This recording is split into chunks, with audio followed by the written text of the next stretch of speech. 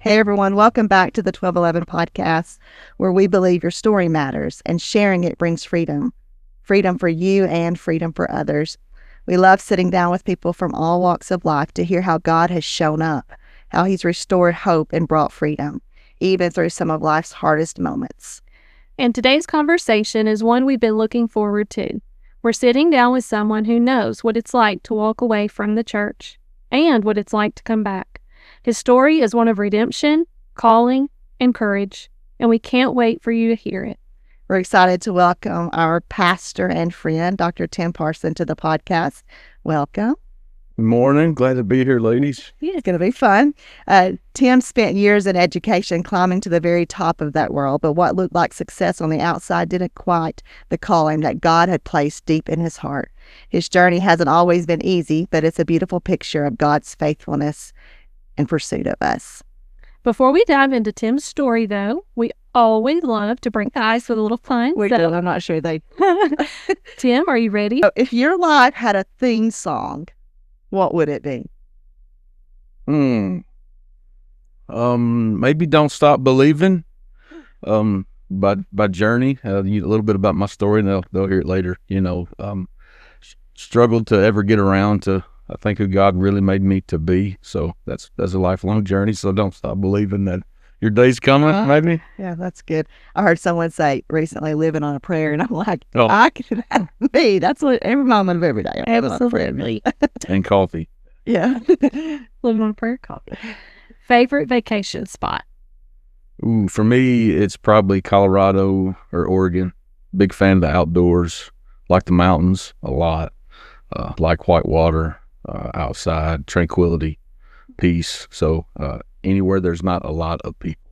And that's a fun fact about you. How many states has your family in? But that's 49. and the Yeah. only one that's left is Hawaii.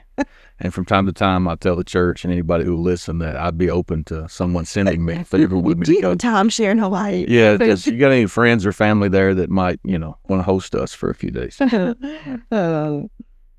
Are you an early bird or a night owl? Early bird, 100%. I get up every morning at 4:30, but I also go to bed pretty early, 7 or 8 o'clock if I can. So Yeah. people think that's strange. No, that's kind of like how the farmers used to do that, right? Yeah. I've got the tan, so The farmers stand. yeah.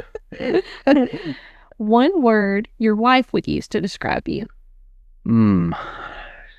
Probably determined. For a big part of my life, I've been the person who kind of kicks the door down into whatever's next, and that becomes part of my story too. The good parts and the not so good parts. And it becomes part of her story, too. Yeah. Yeah.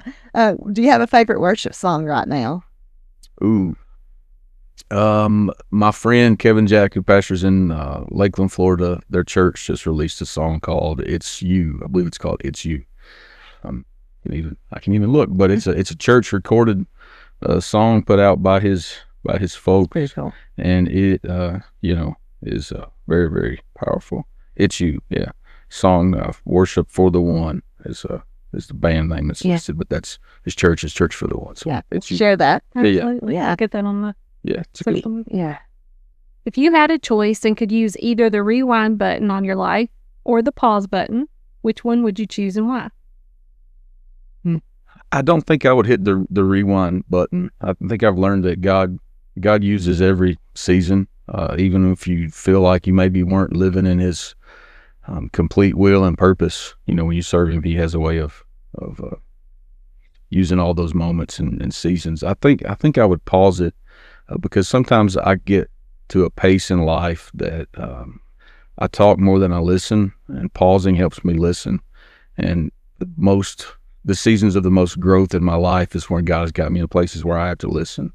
And I think pause is probably more conducive to that for me. So, yeah, I would say pause. Same. Breakfast for dinner or dinner for breakfast for the rest of your life? Breakfast for dinner. Yeah, I drink shakes most mornings because as I get older, I struggle with the weight that stays on.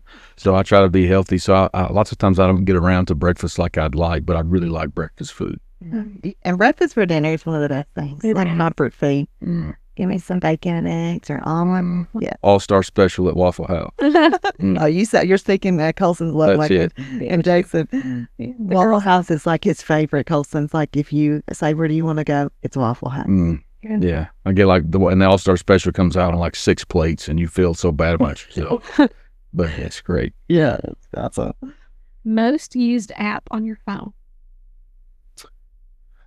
Probably either Slack, which is our pastoral staff internal dialogue app, or I hate to say this, but probably Facebook.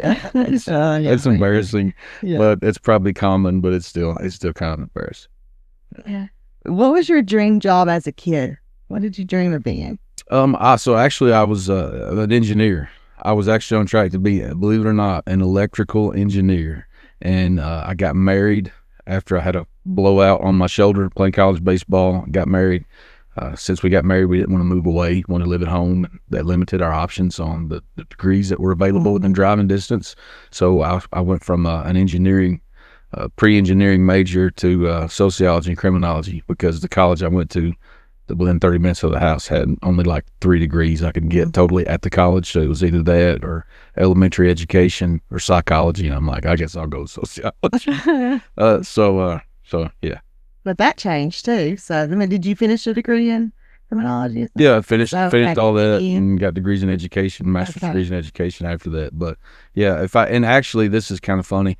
I would have probably ended up either as an electrician or some kind of car stereo installation expert, had I not been pretty good at baseball, because that gave me an opportunity that convinced me to go on to college. And not like a tech school.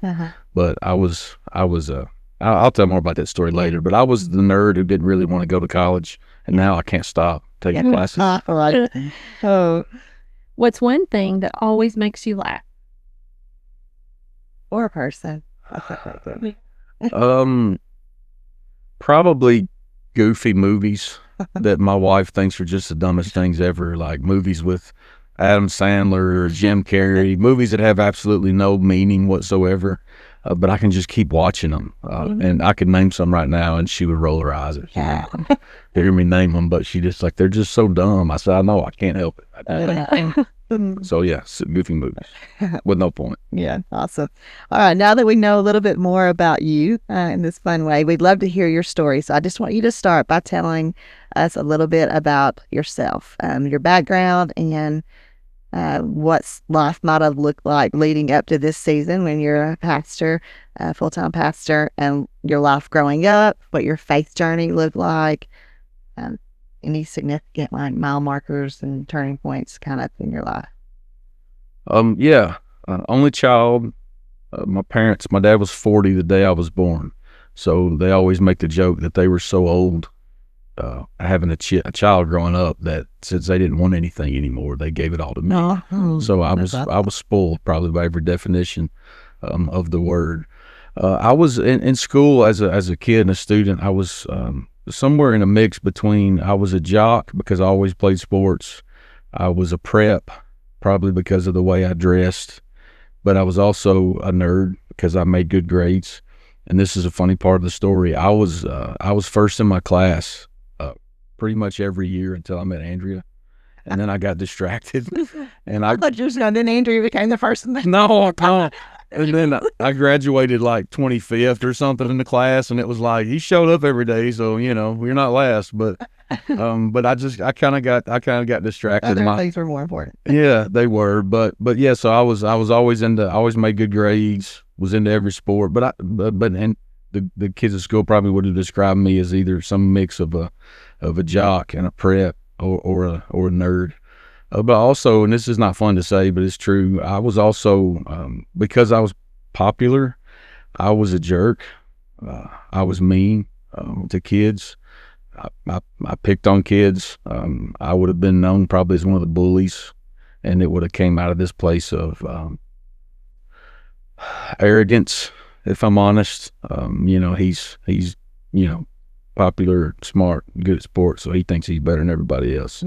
So I was I was mean, and that's one of the things that when God finally got my attention, that just kind of broke my heart. Because being in education, I would go on to see kids, and I could see kids that were me, and I'm like, man, there was a lot of people probably didn't like me, because I was looking at those kids, and I'm like, I wish I could tell you right now what I know now that I didn't know when I was your age. My parents raised me in church. I was not raised in the Church of Nazarene. I was raised in another faith community. And although we were at church all the time, I don't remember ever like feeling like I heard God's voice, or not like audibly, but like I never really knew. I wouldn't have understood like the presence of God. It felt like we were always at church, but it's like when we were there looking back on it, it felt like God wasn't. And that probably there's people that can probably identify with that, but we did all the stuff. We were there all the time. My parents, we were back row folks. But we were always there, and they were there. And in the 8th grade, I met Andrea, and she likes to tell a story that she asked me out, which is just mind-blowing. Because if I had $1 for every time somebody asked me, like, she's so, like, just beautiful, and he's just so average. Like, why are they together? Right? Very much. How did you do that? Yeah. It's just a blessing of God. But when I met her dad was a youth pastor in the Church of the Nazarene, and I started going on Wednesday nights to their youth group. They had like 100 kids, and it was like the place to be. But I remember feeling the presence of the Holy Spirit before I had ever asked God into my life, and it was like a whole new world. And I don't know anybody out there ever spent a significant portion of life in a church where they showed up, but it felt like God didn't. Yeah. And then they found a place that just was different, and it all kind of made sense, and it really is like a whole new world. So I gave my life to Jesus as an 8th grader. I want to pause you for just a second. That comparison between like going to church and it just feeling like, okay, we just go to church and we hear a sermon and we leave. And then like when you were in a service where you really did, like you could tell there was something different and you felt the presence of God. What was that like? Like, as a teenager, and you're going in and all of a sudden you're like, okay, this feels different. It's like, what were some of the things that you would say was, because I don't, like I've grown up in a church my whole life where, people were very expressive in worship, and I've always known that. So I could imagine, like I think about kids coming to our church for the first time, and it might be a little overwhelming at first, or like not even sure kind of how to make sense out of it. So what was that like for you? To be honest, the faith community that I left once I found Jesus at the Church of the Nazarene, the faith community I left really minimized the Spirit's role in our lives. They would not describe, when we have an experience, when we say, the experience that we have when we do corporate worship or during prayer or in the Word, they wouldn't describe the Holy Spirit's work in our lives that way. They would call that getting worked up in your emotions. So they really minimized that. So to be honest, I had a lot of hurdles mentally to work through in my spiritual journey, because I had been taught this very narrow way, that it's this way. So I was feeling and experiencing something that I knew was legitimate and I knew it was real, but I had been taught that it was wrong to feel that, right, and to express that. So there was some tension there, because my whole life I'd been told that I shouldn't feel that way, and in that previous experience of church, it's like there's not really any kind of recognition or understanding or expression of the Spirit's role or work in our lives, other than that's that internal conscience that tells you what to do, what not to do. So the first time I experienced that, I knew it was real. I knew there was something bigger there, and it's not like anything else I'd ever experienced in my life. So it's too good to not be true. Right. Right. Good, yeah. So that's how I would describe it. But so met Andrea in 8th grade. That's the same time I met Jesus. And after I gave my life to the Lord in my little race car bunk beds one night after youth group, because I was too embarrassed. I don't know what the right word would be. That whole altar thing is an experience for people, especially when they don't come from that tradition. Yeah. Because it's like everybody's looking at me, but also I lived in this tension, and that you'll probably hear later in my story, where there was a long season of my life where I knew what God wanted from me, but I knew that if I were to respond to that other people wouldn't see me the same way. And because of this persona that I had built, I'm a jock, I'm a prep, I'm popular. Andrew and I were like Mr. and Miss at Dare County High School. So we were like, it was a fairy tale kind of story. So it's like, people I'm not going to be cool anymore. Right. Right. So there's a tension. So I got saved in my bunk beds one night after church, went home, was baptized. And I noticed after that happened, like, there was something bigger growing in me than what I could see in other people.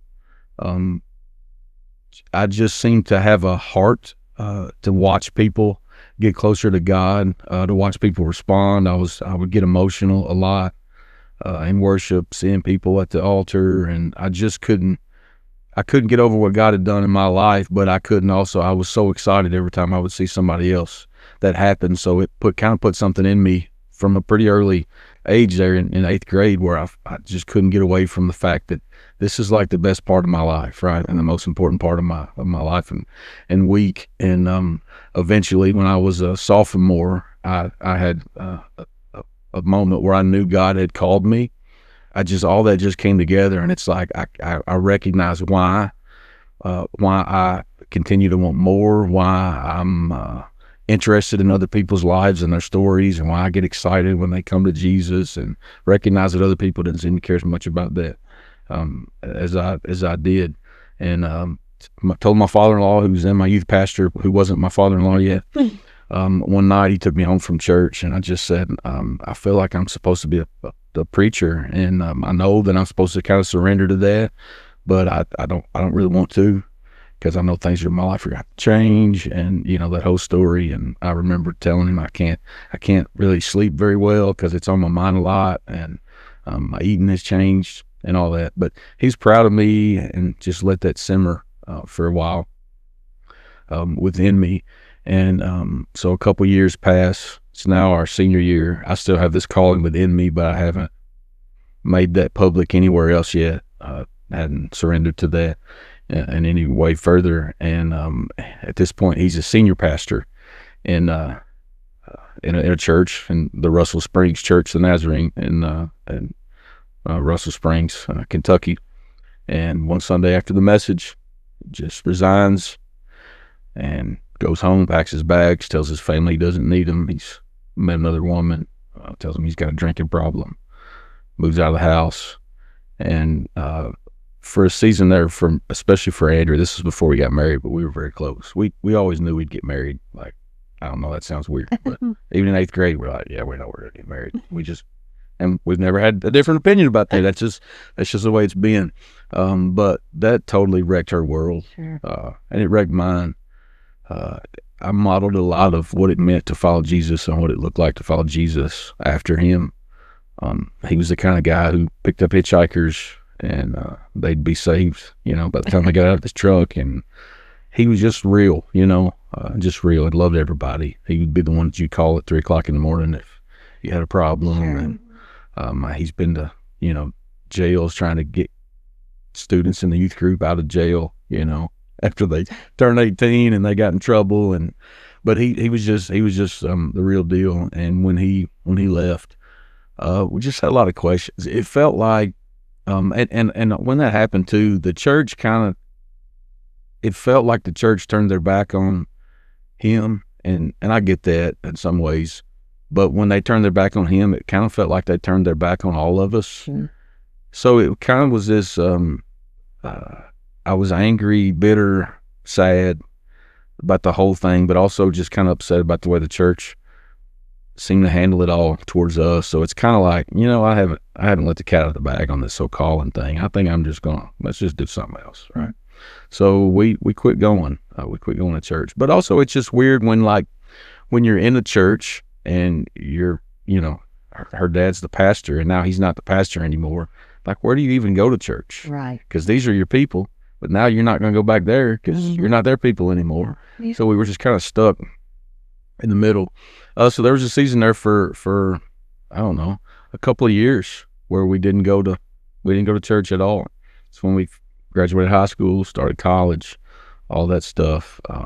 And we were just kind of lost, because that was our North Star, our home base, our homeostasis. and it was gone. It's like the foundation's been robbed, and now you got to figure life out again. But a good friend of mine who was also a youth pastor in a neighboring church would not let us walked away, if that's a thing, and convinced me to come one night to chaperone a youth lock-in, which is they're of the devil. Lock-ins are. Right. I had someone mention a lock-in to me like recently, and I cringed. I was like, oh, No, I know you're doing that. I can't do it. And especially me going to bed at 7 o'clock at night. It's just like, this ain't gonna work. I can't. I'm glad can't people do that can. But found myself sitting in the church service as a chaperone for a lock-in, and there was a guest speaker, and had the first spiritual experience I'd had in probably at least 2 years. And when you try to run away from God, it's like when you feel like you can kind of get away for a little while, but then when he finds you, it's like, man, he just kind of catches you square. And Yeah. you can't. Yeah. It's like you get pinned down, and that happened to me. And I knew that I was not supposed to. Not only was I supposed to come back to the church, but I was supposed to surrender to His call in my life. And all that happened at once. And then I found more freedom again. Foundation comes back. Life starts to clear up again. I remember who I'm supposed to be. All these things. But it's funny because you think, like, we all have these moments where we're like, man, I am totally free. Right, I am totally free, and you are until the next place of discomfort comes along when God says, "I'm going to need a little more from you," and then you're like, "What? I'm not free." And so it's kind of these levels of freeness. So I said yes, and for me that meant I was already far enough along in my degree in college I'm gonna finish my degree in college. I'll take all these ordination classes, right? These Bible classes. I'll kind of take them on the side. Right.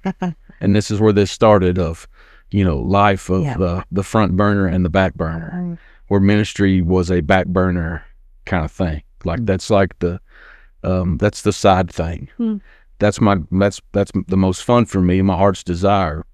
But that doesn't bring me enough glory, if I'm being honest. That doesn't make my name big enough.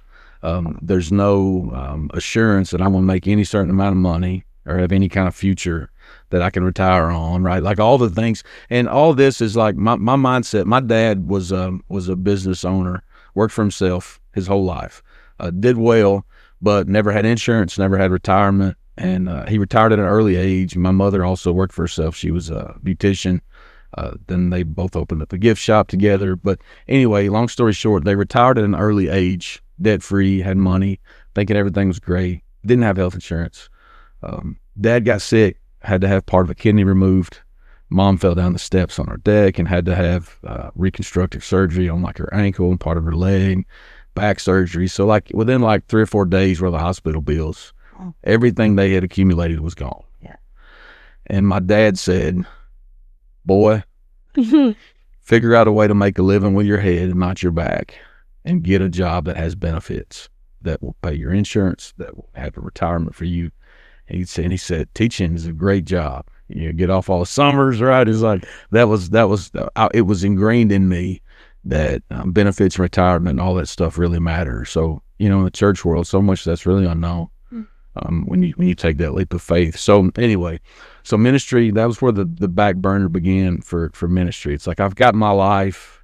I'm going to pursue this career. I'm going to go to college, and ministry is going to be the thing I do in my spare time. So I continued on with my bachelor's degree, started taking classes towards ordination to be ordained eventually in the church. I got my first local license, all that stuff with the process of that.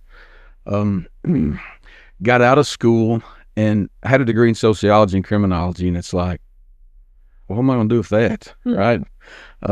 So Andrea got a degree in elementary education. We graduated the same time, and my parents always conversation in the background the whole time: be a teacher, be a teacher, be a teacher. So in Kentucky at that time, there was a shortage of teachers in special education, and there was a federally funded program called Transition to Teaching. So my wife is at a career fair for her, right? I'm not even there. At this point, I'm a grocery store manager at the grocery store that I started working at when I was 16, bagging groceries, all that. I'm 20 years old, managing a grocery store, which is the strangest thing. It's a good thing we were a dry town because I couldn't even sell alcohol. Right? We can't sell alcohol. You're the manager. He's not old enough to sell it. She's at a job fair. She sees this booth transition to teaching, and she doesn't need to transition to teaching. She's got a degree in teaching. I still remember the guy's name. It's Mike Hughes, and they've got this booth set up. But ironically, the window to apply to be in that program had already passed. So she's like, I just am asking for my husband. We were married at that time. We got married as sophomores in college. So I'm just asking for my husband. Is there still? He's like, oh, we'll make an exception, right? So she brings me home this application to fill out, and if you're accepted in the program, they basically get you a job in a school, pay for your program, pay for your books, pay for the tests you have to take. You just commit to work there for like, I don't know, 3 years or 5 years. But they made an exception. At this point, I was a youth pastor, side burner, back burner. I'm not going to give all my time away to the Lord. I was a youth pastor at the church where we grew up in, and I got accepted, got a job as an EBD teacher, which is kids with emotional behavior disorders. And I make the joke sometimes, but really they told me after the fact that after I was hired that they didn't know what kind of teacher I'd be because I didn't really know anything about teaching because they hired me before I finished the program. But they're like, you're a Christian, so maybe you can help them because they all need Jesus, So really that was how that happened. So I started teaching. I liked it. It was hard working with that population of students for the long term. But I really liked it. But all this time, while ministry is going well, it's a side back burner kind of thing. My appetite for success kind of continues to grow. Sure. And in hindsight, I recognize that has more to do with pride and stuff than it does anything else. But that started to grow, so I'm like, I want to be a principal.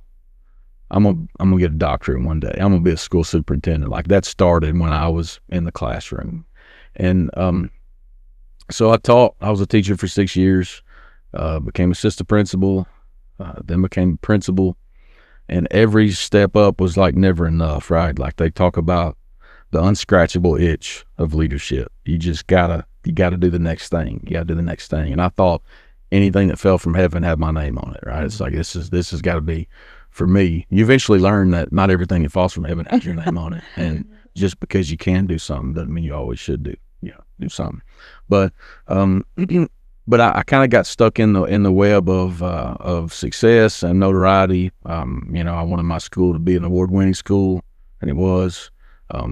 I became a district leader for a few years and wanted to be the best at, I wanted to have the highest attendance when I was in charge of that for the school district, or the safest school, or whatever. Like whatever it was, I had to be the best at it. But ministry was still on the back burner for the biggest part of those years. And I kind of had a moment when I was filling out paperwork to start a doctoral program. I'm going to be Dr. Parson, right? Everybody's going to call me doctor. And I got over that, by the way. But I was filling that out, and I still hadn't finished my classes for ordination. And at that point, I think it's still the same. You have to take at least 2 a year, right? So I'm meeting the bare minimum. And the Lord convicted me. He's like, why am I getting the bare minimum? Why am I opening doors for you to walk through, and you're not willing to walk through them, but you're kicking down the ones that are closed? Why are you doing that? And it's an Old Testament passage where I think it's in Haggai. Don't quote me on. Well, I guess you're going to quote me on because it's on the podcast, but I think it's in Haggai. But there's a very direct question that God asked His people because they were supposed to rebuild the temple and they hadn't done it yet, and they kept putting it off. And He says, "How do you continue to live in your paneled houses while mine lay in ruin?" Yeah. And that was God's way of saying, you're building your house, but you're not willing to build mine. And that shook me up a lot. So put the degree on the back burner. Fast forward, I'm gonna jump all in with ordination classes. Did that. Eventually got a doctorate anyway. So in the middle of this, I have to tell this story. There's been just a couple of times in my life where I knew God had directly caught me square and showed me himself, like revealed himself to me in a very specific way. One of those times was how my family ended up in Burkesville, Kentucky. Grew up in a town called Columbia, which was about 30 minutes from Burkesville. Burkesville, really small town. It was where Andrea got her first teaching job out of college, not where I started my teaching career. So we lived in one county. I was a teacher in another county. She was a teacher in a third county. And at this point, I was a youth pastor in a fourth county. Oh. So we were driving all over the place. At this point, my son Ryan had been born. He was 2. We just figured out that he had autism. And we knew we needed to kind of get life together. Right, we got to be in the same place. We got to live and work and pastor. Where's he going to go to school? Like all these things, we got to get in the same place. So we had this eventful summer. It was a roller coaster where we just started applying in districts in those 4 areas where we lived. Either one of us worked or we pastored and said, God's going to open a door here and we're going to put us all together. Right, which I put him in that corner, which I don't usually work out. If you've ever done that with God and say, okay, God, here's what I need to do. So we did all that, up and down roller coaster. Andrea gets a job offer, turns it down in one place, anybody would have hired my wife. They're like, we're not sure about you, dude, Tim, but we'll hire your wife because she's pretty and she's really good at all this. And you're just, you're a preacher, So anyway, long story short, I get an opportunity to be an assistant principal in the district where I was already teaching. She gets offered a job there. There's like 120 applicants. She gets offered the job without them even interviewing her because they're like, come on. She takes it. They give her the key to her classroom. She signs the paperwork. She writes her letter of resignation in school district there in Burkesville. We're going down to her room in Burkesville, her classroom, to pick up all of her items, right? Teachers accumulate stuff. Lots of it. So we're there. Her parents are there. We got 3 or 4 vehicles. We're loading all the stuff up. And at this point, she's been just crying. She's like, I don't want to go. I love it here. And I don't think we're supposed to go. And she had already turned down a couple of job offers that would have gotten our family in the same place. So I'm like sarcastic at this point. I'm like, oh my, what's the right thing? Maybe you got a direct line to God. Why don't you ask him what we're supposed to do? But we need some help at this point. Apparently he can't figure out what we're going to do. And she said, Mom and Dad said we should put out a fleece. So there's a story in the Old Testament, right, where this is Samson, where he's trying to figure out if he's supposed to go to fight a battle. And so he puts God in the corner, right? He's like, I'm going to go to bed, and when I come out in the morning, if you want me to go, to fight these people or whatever, the fleece in the morning is going to have dew on it, and the ground's going to be dry. And he goes to bed and wakes up, and it's that way. The fleece is wet. I may get them backwards, but you're going to get the chance. The fleece is wet. The ground is dry. So he's like, well, I just want to make sure. So he goes to bed the next night. And he's like, I want you to reverse it this time. I want the ground's going to be wet and the fleece is going to be dry. So he does it. And he's like, okay, now I know what you're going to do. So in my sarcasm, I'm like, I got a fleece for you. We hit a deer on the way home tonight. We probably should have stayed here in Burkesville. Her dad at this time had a new 4-door Jeep Wrangler, right? New Jeep. I'm riding with her dad. We've got all of her stuff loaded up in the Jeep. We don't get 2 miles out of town. A deer hits us in the Jeep. We get home, and she says, do you realize what just happened? Yeah, I think so. I told her dad, and he's like, he said, why didn't you say if Jed wins $1 million, we'll know that we should have stayed in Burkesville? So we recognize, okay, this is God's way of saying you're not supposed to leave this city. So the next day she called the superintendent. Hey, would you be willing to let me stay even though I've already resigned? And he let her stay. So now I'll tell you the quickest part of that story. So she decides to stay. A week later, I get offered a job to be the assistant principal at the high school in that town in Burkesville, Kentucky. Awesome. We go to work. I go to work there. She's already working at that elementary school. The next year, I get an opportunity to be the principal at the middle school. we feel like God wants us to move there. This was in a season when, I can't remember the year exactly, I'd get it wrong if I try to name the year, but when the housing market was terrible, like you can't sell anything, we felt like God wanted us to move there. So we bought a house in that town that we found in the exact spot, that a part of town that we said we think we're supposed to live in. It was for the dollar amount that we thought we were supposed to spend. We bought it. 4 days later, I sold my house in my hometown of Columbia. We moved. A year later, we felt led to plant a church in this town because we had relationships with all of these young families that didn't know Jesus and didn't go to church. So we planted Centerpoint Church. God blessed it. It grew. We planted 2 other churches out of that church. All of this happened with God on the back burner of my life, because while all this is going on, I'm a principal for almost 6 years. Then I become a district administrator in the school district, where I'm like in charge of special ed and school safety, and for a stretch even school nutrition, which is interesting. I became a superintendent.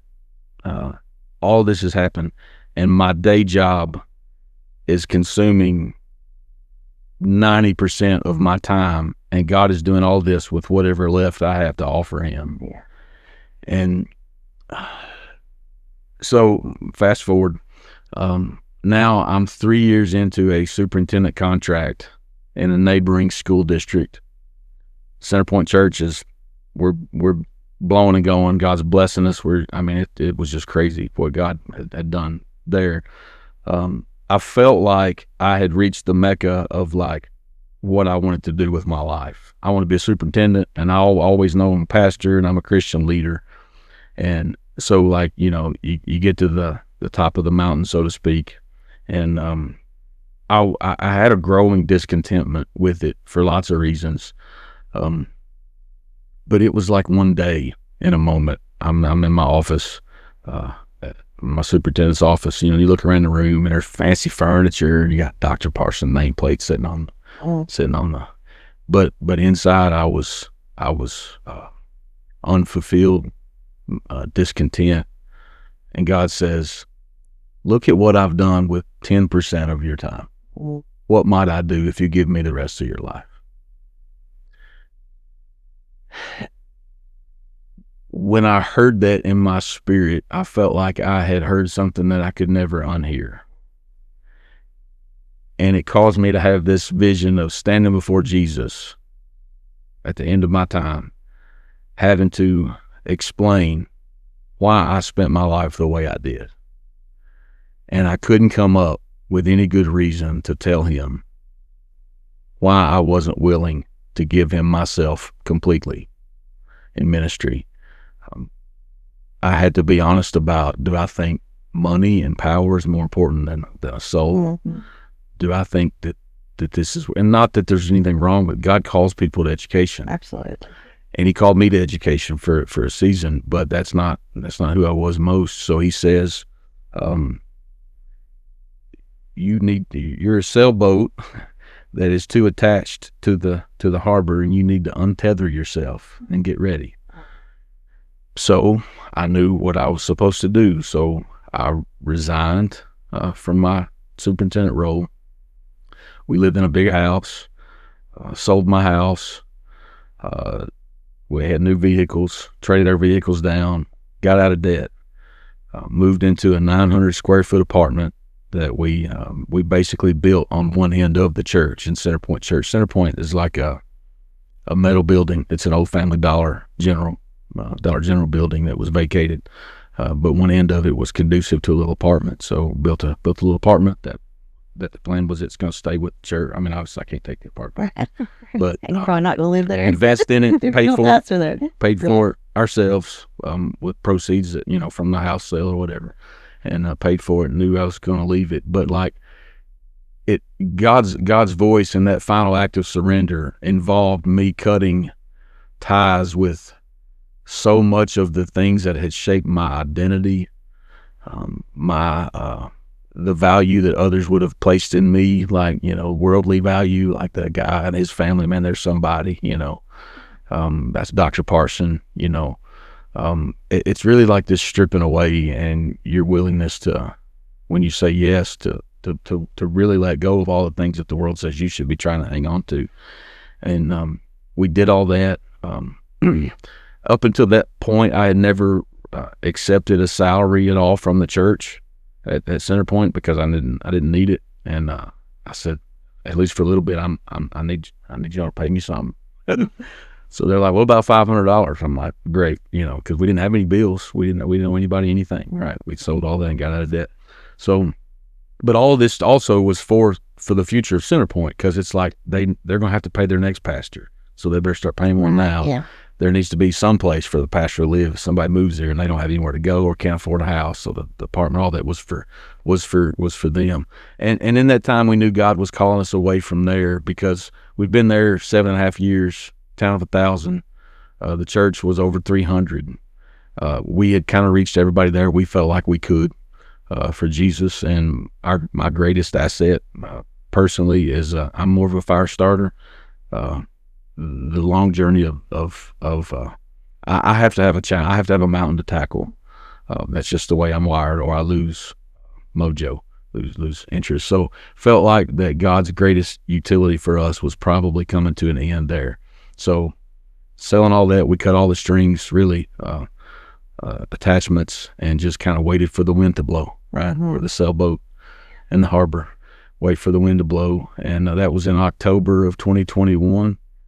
And but at the same time, I didn't put like resumes out, didn't call. I wasn't connected in the Nazarene world, right? Because it was my side hustle, Right. which meant that not a hustle. I didn't do it for Right. money. I did it for, because God told me. But that means because I never had time, I didn't go to all the things. I didn't go to all the networking, where you meet people, and didn't, I would go to district assembly long enough to give my report, and then I would leave because I didn't have time. I had to go back to work.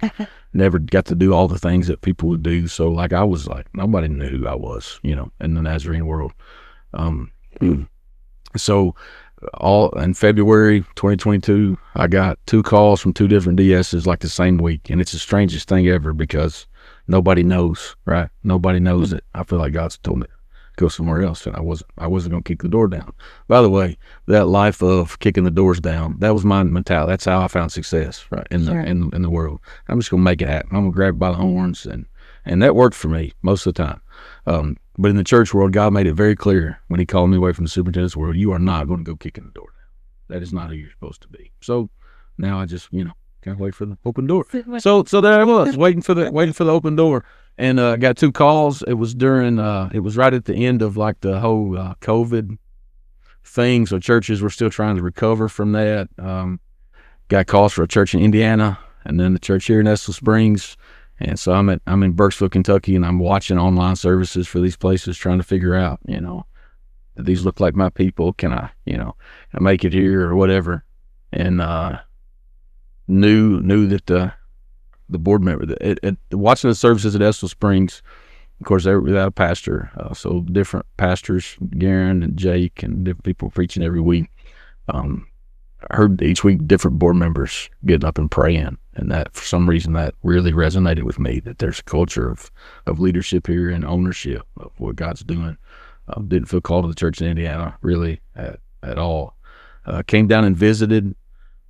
Also, like, if you could see our church at Centerpoint in Kentucky, and then you see it and you set it, not just the way it looks, but it and all the culture of that church right beside a traditional church like the one at Estill Springs, you're like, these are not the same.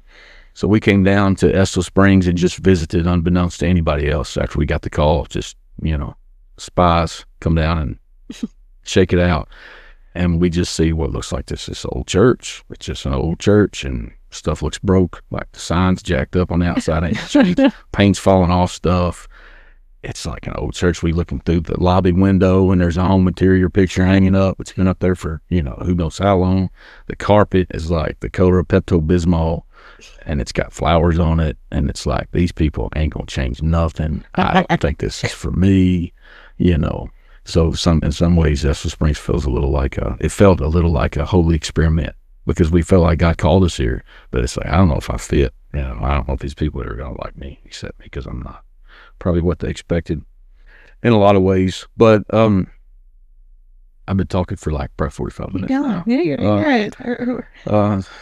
So 3 years ago, we believed God called us to Estill Springs, and we came. Really hard for my wife and my son when we came. My wife has trouble. Andrew has trouble with change. She's just slow. She's open to change in ways, but she's just it just takes some time, some simmering time. And by that point, she'd been in the same elementary school for 17 years. Really, really hard. Ryan, with his disability, autism, it's really hard to make friends anyway. Really hard for him. We felt like Winchester Christian Academy was a bit of a savior for us, because he would at least be in a smaller environment where it would be easier for people to see him and know him and him to make friends. And really, if it hadn't been for WCA, I don't know that we'd have said yes to coming, because we weren't real sure what the future would look like for him. But here we are. God's blessed us. I had to walk away from so many assurances.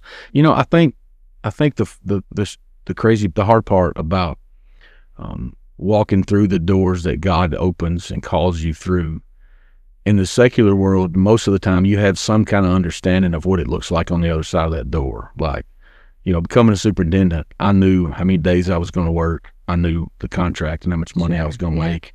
Knew the kind of power, status, all the stuff that goes along with that. But it's like when God calls you through a door, you have no idea what it's going to look like on the other side of it. You have no idea. You don't get a 4-year contract. You don't get, you could uproot your entire life and it could be over, right? And like in no time flat, you have no idea what you're getting into. But when you're unwilling to walk through the door that you believe God has opened for you, I think you rob yourself of the most peace and joy and purpose that he's trying to get you to possess. Like, I think you denied yourself of that, because while it feels comfortable to stay in control, or to feel like you're in control of pulling all the strings and pushing all the buttons, there's something that's really ultimately unsatisfying about that. It just, none of those things that you're able to do yourself really quite do it for you, or they didn't for me. I really didn't find true peace until I gave myself completely to God, and that meant not knowing so much about what the future would look like, but knowing who he made me to be. Yeah. That takes courage. Lots of it. You have to lay down your entire life, your career, and all the things you've been chasing, and step into the unknown. What has that taught you about yourself and about God?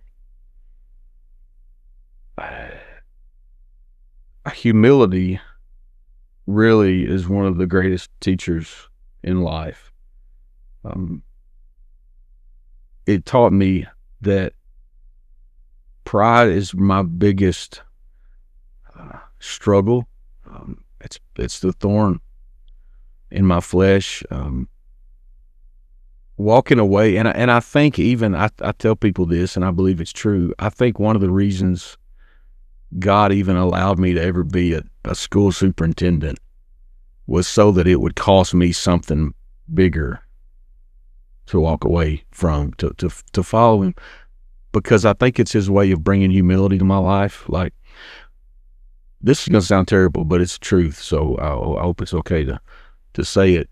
One of the hardest things about leaving that whole world of education and leaving Dr. Parson behind, so to speak, is learning to be okay that you're nobody. I get that. Yeah, in those small Kentucky towns where my wife and I led, and superintendent, principal, and district leader, and all that stuff, like, there's not a place you go that people don't know who you are. Right. And that's Dr. Parson, and you don't realize, and it's not a good thing that does something for you, but you don't realize how much that influences you and shapes you until you strip yourself away of all of that. Yeah. and we moved down here, and I walk in a parent night at WCA, and nobody there knows who I am. Right. I've got more education than education than anybody in the whole place, right? Yeah. It don't matter. Right. It don't mean nothing to anybody. Mm. And while that transition was really hard, because it really is, even though I was a pastor and a superintendent and a principal, my primary identity was not pastor. Mm. It was found in all those other things. So God has had to he's reshaped me, re-identified me, but I'm who I'm supposed to be. And underneath all of that, I found a greater sense of fulfillment and joy, because it's really, my joy is found in him and what he does, and not who I could ever become in anybody else's eyes. So walking away from that really showed me that I was really being driven by the wrong things. And but still that thread always remains, so you asked me the kind of a double question: what I learned about myself and what I learned about God. Yeah, like before I gave myself completely to God, and I say that happens in layers, by the way. There's still questions he could ask me that would be like, oh, come on, God. That too. Yeah, right. Yeah. That's the journey. But I always told Andrea, before I totally surrendered to this identity, to being a pastor, I said, I can see myself being completely surrendered to God. And I see myself being happier than I've ever been in my whole life. But for some reason, I just can't do it. Mm-hmm. Yeah. And all that I suspected about that and about God was true. So on the other side of giving it all away, right, and not all of it. I mean, I'm not poor, but walking away from so much, I have found that what I thought was true, and it's true in an even greater way. Like, it's true even knowing that still those unknowns about the future, they're still there. They still exist. Mm-hmm. And they always will. But that's part of the journey of faith, right? If you knew it all, it wouldn't require any faith to follow God. So everything that I suspected about God was true. But I had to learn some really hard things about myself and what lives in the shadows of myself. But he's helping me with that. So. I think we both can relate to that. Absolutely. I was thinking of a couple of things when you were sharing that. Romans 12:1-2 comes to my mind constantly when I think about that, about how easily we are formed. Our identity is formed by the patterns of the world. Even going back to little things we hear when we're a kid, like the things our parents say to us about our futures, and so it's kind of that starts beginning to formulate for us what it looks like to be successful, what it looks like to be a contributor to society, and those kind of things. But I think I know when the first time I walked away from education, because I knew God was calling me to step away, because education was getting the best of me, and my family was getting the rest of me, and it wasn't much rest left, and so.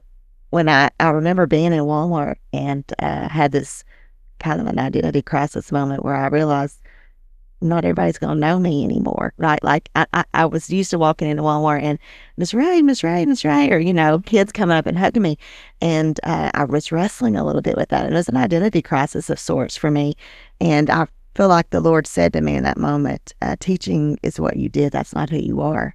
So speak into that a little bit, that identity formation thing, because I think it's really, really easy. I don't think that your story's abnormal. I think it's very typical that we don't even realize sometimes that we're letting our careers, our success, the neighborhoods we live in, the kind of cars we drive, be what forms our identity. It's the rich young ruler story in the Bible when the man approaches Jesus and says, I've kept all the commandments since I was young. What else do I have to do? And he says, sell all your possessions and give to the poor. And while that's not necessarily specifically what I think that means for all of us, sure, he's just striking at the heart of what this man thinks he has to hang on to, that the world has told him matters the most. And that's why the man gets sad. I think our pursuit of God really is about our identity and where we find it.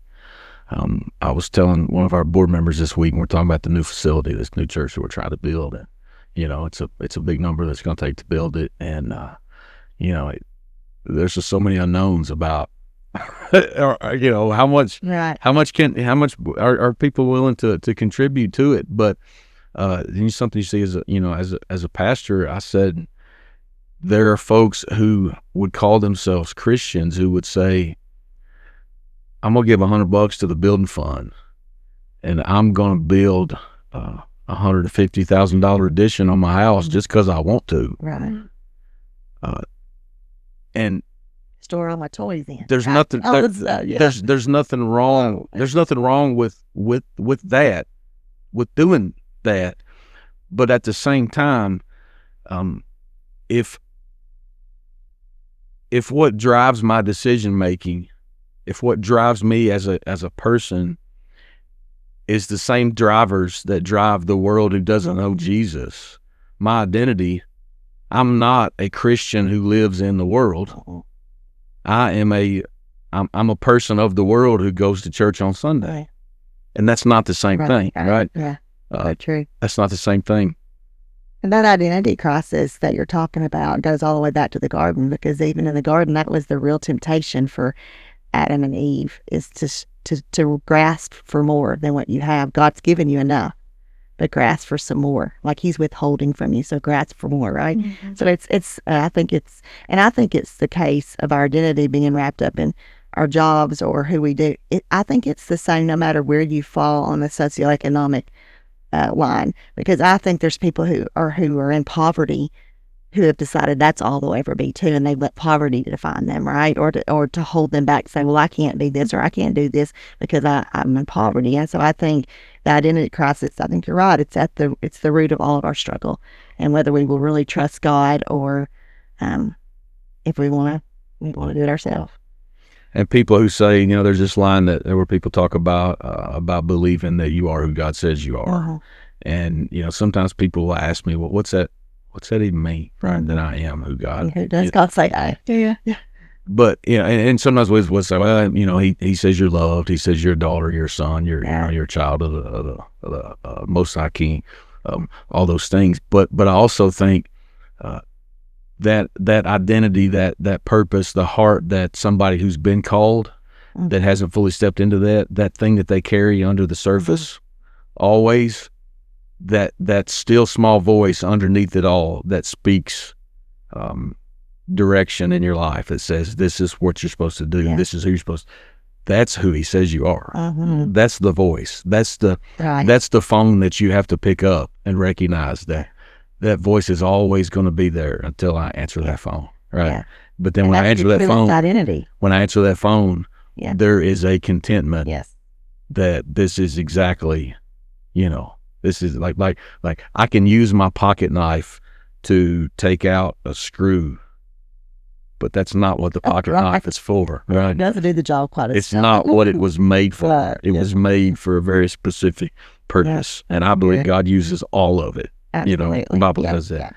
Yeah. One of the things I think about as you tell your story, identify, this with so much of it, but living with your feet in two places, trying to chase two identities of sorts, kind of, right? Trying to be this person that you think God's calling you to be, and yet seeking all these things that the flesh wants and that the world tells you that you deserve or you need. I think when we do that, it always costs us a lot.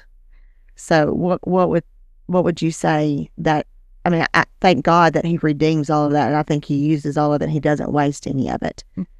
But I do think when you're in the middle of that struggle, until you surrender and just say, I'm going to go all in with him, I'm going to do the thing he's called me to do, it costs you something. So what would you say are some of the things it has cost you? I don't think it just cost me personally. I think it has cost the kingdom. I rationalized a long time by saying, I know I'm a Christian and I know I'm a leader. I'm a Christian leader. And I would wrap that identity around these other things to try to make it feel right. I'd say, well, I'm a Christian superintendent. And I was. I'm a little different, right? I'm a Christian principal, all those things. And that helps you sleep at night. Sometimes. for a little while. Yeah, but I think when I say I think it cost the kingdom, I think it's like it's using everything that God has given you for the ultimate purpose for his glory. So like, what is my greatest kingdom impact by being created to be a Christian leader? I can do that as a superintendent, but what might happen if I give all of that to God, since I know I'm also called to preach. So for me, it's like I think about the biggest basket of fruit, right? If my life is supposed to produce fruit, how can I use what God has given me so that when I meet Jesus face to face, I have every bucket of fruit that I could have ever gathered and say, Jesus, I did everything I could for you. And for me, that answer is, I would never have known. Can I be as effective as a pastor if I give myself to this, as I have been a principal and a superintendent or whatever? And I would have never known until I did it. So I really feel like that it robs the kingdom. I think it robs me of my greatest sense of fulfillment and purpose in life. And I think ultimately, like if it could rob the church in general. Like if there are things that I'm able to learn or able to teach, like the bigger church, right, the grander church, then I may rob absolutely all kinds of people if I don't. We say things like, you've got a gift, you need to give that to God and give it to the world, but I think it matters. And I think for me personally, I can say when you live with your feet in two places, it impacts every place your feet go. So like your family, it because you're, even like your secular work or whatever, like, are they getting all of me, the very best of me? Because that's really, so I think it does impact every part of your life. And I'll say this one more thing about the feet in two places. I think the reason that we live with our feet in two places, I don't think we ever have like really two identities. I think we have one. Right. And the reason we have to leave that foot in the other world is because that's still our primary identity. Yeah. So I think that's why it's so scary. Yeah, and it's like a pretend thing too, because I think what you were saying, like that deep down identity, that's really who you are created to be, and it's almost like you're trying to play the part of someone else. Mm-hmm. Mm-hmm. So that's a facade, really. Like, I'm trying to be this person I'm really not intended to be, right? And whatever talent God has given you, He'll let you do whatever you want with that. If you can sing the most vulgar, nastiest music, right, or play it right in a bar on Saturday nights. Or you can sing it in the church choir on Sunday morning, right?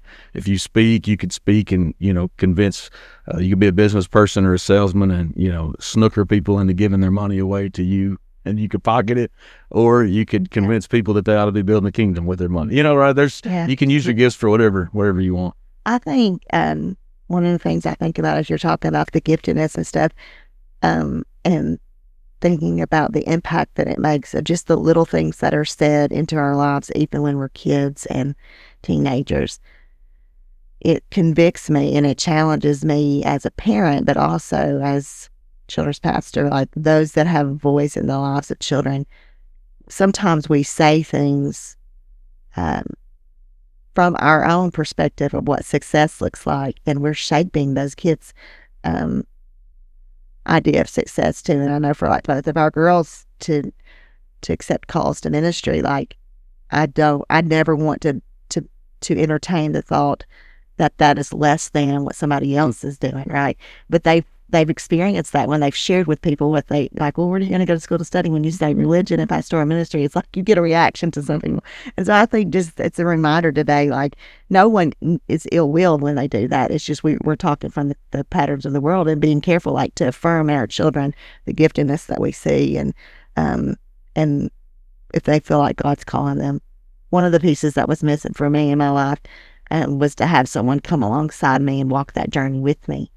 And so be those people, like affirming people, and you don't have to understand everything to affirm them and to speak life into them. So yeah, there's they'll go unnamed, but there's somebody that's kind of in my family, I guess you could say, that has said in so many words since I left that other identity behind, that it's become, I'm a pastor, right? I'm a pastor. Yeah. Has kind of said in so many words, well, you can do more than that, right? Yeah. Like that's somehow, like that's not enough, and it just. And I can hear that from people. Like I've got several friends, blessed to have several friends right now in my life that I know God's calling to ministry. Some have said yes, some haven't. But one of those I had a conversation with over a slice of pizza not too long ago, and basically said, I think I can do more than that. And I just tried in a nice way to say, your identity still thinks, you're looking for, you're going with the world's definition of success and thinking that's more. But for me, nothing matters more than what I have to say to Jesus when I stand before him at the end of my life, to say, Jesus, I did everything you made me to do. That I can't get away from that conversation. And that's the most you could ever do, is to be who God made you to be. That's it. And so much of what we pour our life into, it has no eternal value. Like, it'll all be left. Absolutely. It won't go with this, but those things that we do for, like, what is it? The only things that we do for Jesus will last, right? And that sounds so cliche-ish, but it's the truth. Yeah. At the end of the day. It's a comfort thing, too, because if you leave what you've known and that identity, what everybody knows you as, that leaves you vulnerable. Yeah. Everybody has an opinion about it, right? Yeah. Yeah, so true. Which they're going to have an opinion about you either way. Yeah. That's why Galatians 1:10, I live by that. Yeah. Their opinion doesn't matter. Absolutely. You're trying to please. That's right. Even as a pastor, you've had ups and downs, twists and turns, moments of confusion, moments of clarity, and seasons that have been very, very difficult. How has God used every single one of those experiences to heal you, to bring restoration, and how has that made a difference in how you live your day-to-day life, all those experiences?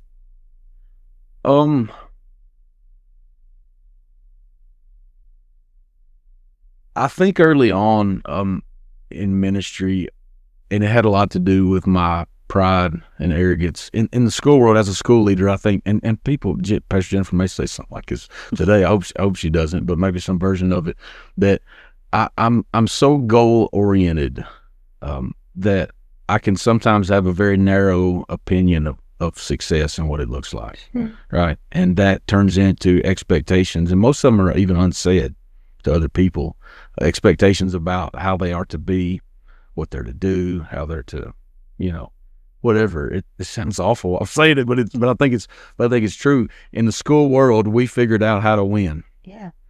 And that was the expectation. Here are teaching strategies that we know result in more than a year's worth of success in learning in, less than a year's worth of time. Right. I could talk nerdy about education with both of y'all. That's y'all's world. That's y'all's world too. But for a long time, I felt like everything had to be a certain way, and the way that I felt like it had to be was really my definition for what it had to be like, and that translates into a very narrow box that people around you have to live in. And I'm better at that, I think, than I used to be. God is stretching me and showing me that everybody doesn't have to think like I do, believe the same things like I do, doesn't have to do it the same way I do. God has really stretched me in that way a lot in ministry. And early on, even in ministry, like, you plant a church. In the beginning, it's just you. Right. It's you and whoever else you can convince to come clean the toilets and stack the chairs and, show up and set the signs out or whatever. So it becomes, we have a way of doing things, and it's the way, it's kind of the way I do them. And I'm learning. God has shown me that everything I'm not the only one who's hearing from God in the whole world or the church. So over the years, I've learned to let go more of the control over that. And I even had a youth pastor that was with me at Centerpoint and he's with me for a long time, still one of my great friends to this day. He's one of those people that never said a whole lot, but when he spoke, you knew to listen. Yeah. And one night he said, "You got to let go, bro." And what he's talking about was I was just kind of suffocating, right? Because of my expectations. So I think I've learned over the years in ministry that everybody doesn't have to see it the same way I do. And that's resulted in more grace for people. When we planted the church in Kentucky there for a bit, I kind of had this anti-traditional, well, we're just going to, with the way it's been done, we're just not going to do it that way, right? Just like, throw the baby out with the bathwater kind of thing. because all these families that aren't going to churches, they're not going to the churches that look like these traditional churches. So we're just not going to be one. We're going to be different. There's lots of. I think God has given me more grace, made me much more reflective about myself, and I think over the years, instead of getting frustrated and upset with people who don't do it my way or see it my way, He's taught me to recognize that lots of that tension in me has more to do with me than it does with other people. So I think He's given me more grace over time with people. I don't know if that answers your question. Yeah, I think so. So if you could go back to the version of yourself that was stuck in that struggle of trying to follow God without walking away from the other things that had your attention, what would you tell him?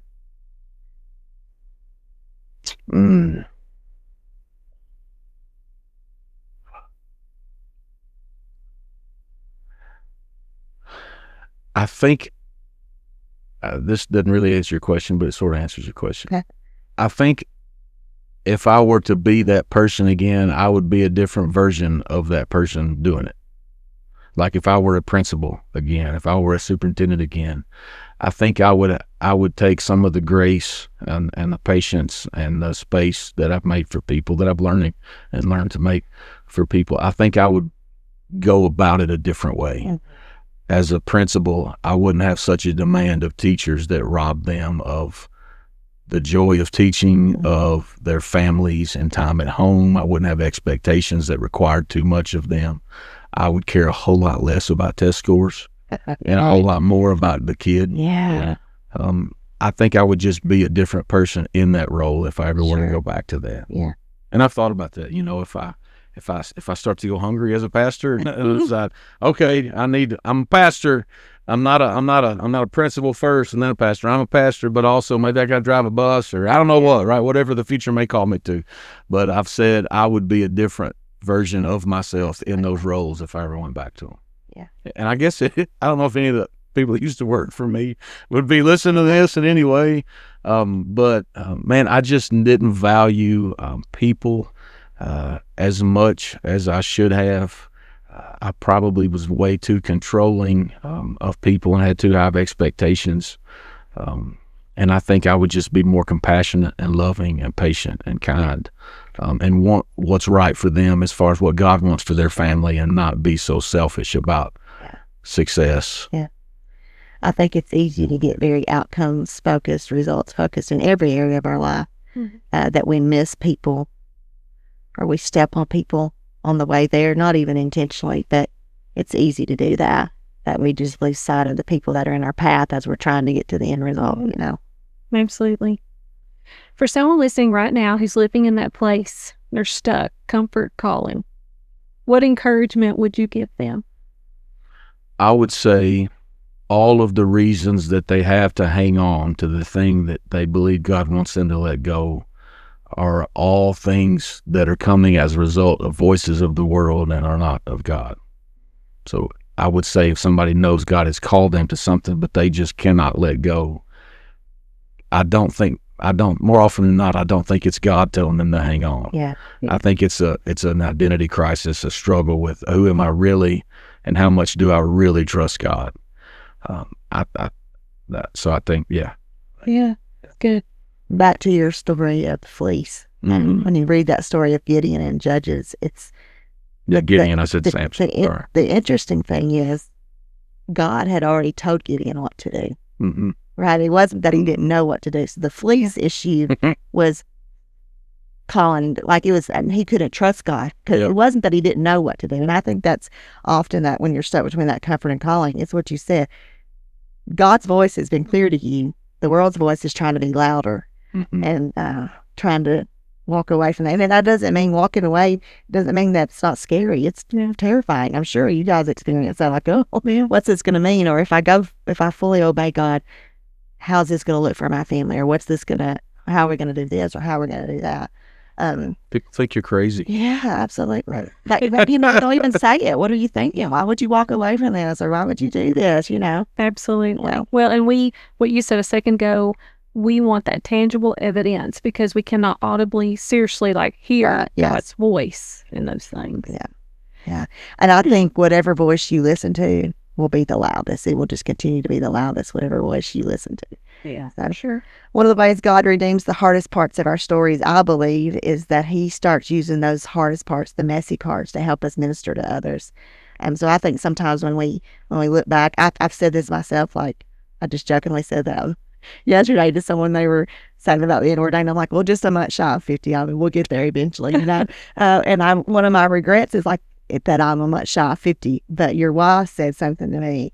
She's like, that's not something to be ashamed of. That's something to be proud of. Like, and she said it's inspirational to other people to not give up. So thinking about like the hard parts of our story, the parts that we might rewrite, or the messy parts, or when we didn't get it right, I think that it helps us to minister to others. So how has your story, the struggles you faced, the pride issues that you've talked about, how has sharing your story of choosing full surrender, allowing God to continue to shape you, walking in obedience, how does that help you as you pastor and as you lead others? This is fun for me. This gets me excited. This kind of question gets me. Well, they all get me excited, but this gets me really excited. People that are hard chargers, right? Like people that are goal oriented, they're driven, they're passionate. I'm going to grab it by the horns. I'm going to kick the door down, and that's who I've always been my whole life. For some reason, by and large, for those people, even if those same people would call themselves Christian, they don't see the connection between that drive, that passion, that motivation that God's put inside of them. They don't recognize that they can put that same amount of passion into the work of God in the world. They just don't know how. Like it's like a thing that their mind has never considered. You know, I was having a conversation the other day with a former vice president of Nissan, my friend Gary, and because we were talking about all that is Nissan, right? And like all of these buildings and jobs, and you've changed families and worlds. What might it look like for somebody like you with that kind of wisdom and care and maturity and leadership? What might it look like to get that kind of drive channeled into the kingdom of God and seeing it be borne out in the world around us? Like, right? Like that gets me so excited. So being able to say all of the things and the gifts that God has given me that helps me to be Dr. Parson and superintendent and all those things, he showed me this picture of what it might look like if I gave myself to his world in that way. And it's just mind blowing. And that's what gets me so excited thinking about the future of our church, because we have got so many of those folks in our flock, right? Of people that are, man, they're smart and they're driven and they're passionate and they're gifted and all these things. And I mean, everybody has something to offer the kingdom, but to see the lights come on with people that truly I can give the best parts of who God has made me to be to him, like it's world changing stuff. And I think the important thing is, like, not everyone's called to be in vocational ministry. Like, not everybody's preach or pastor. Yeah.